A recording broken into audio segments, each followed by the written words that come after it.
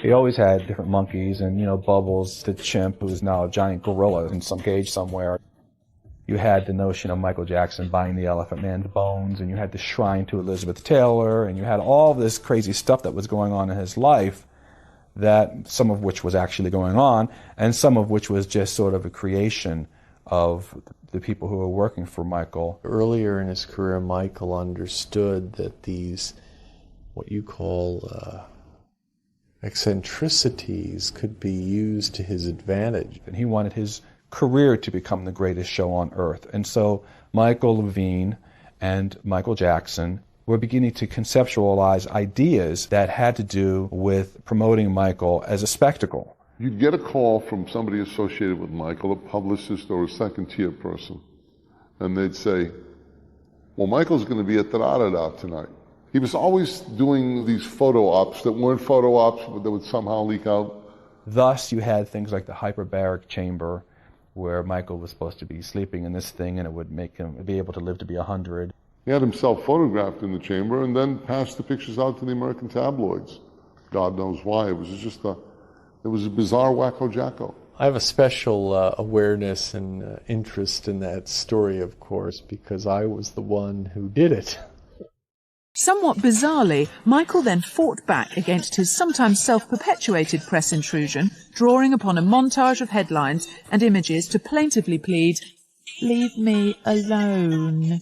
Leave me alone is a petulant child saying, I don't want to play this game anymore, this game that he started. You can't consciously titillate the media with stories about buying the Elephant Man's bones, lying in a hyperbaric chamber and playing with Bubbles the chimp, and then sort of turn around a year later and say, leave me alone and stop hurting my feelings. This is show business, and you are what you create, and then after you create it and you exploit it and you make millions of dollars by doing it, then you can't just say it makes you want to scream. It makes you want to go to the bank. That's what it makes you want to do.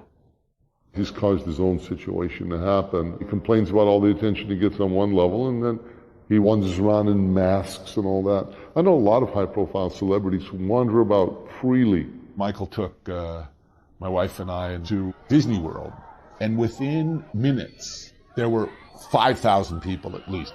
And I said, Mike, there's this incredible ride. You want to go see it? And he said, wait, I have to put on a disguise. So he goes out to the car, and he comes back in this black cape and this, impresario hat and a red satin surgical mask. And he's totally serious. I looked at him, I said, okay, Michael, no one will notice you now. It was like, what planet are you on? I was with my 12-year-old niece, taking her to a doll show.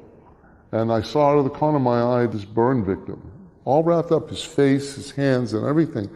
And I was saying to the vendor, I said, oh, look at that poor burn victim. He said, that's Michael Jackson. Last time he came in, he was dressed as a rabbi. Picked up a video camera and started videotaping, and then he picked up the cane and tried to cave my head in with it. He's truly bizarre.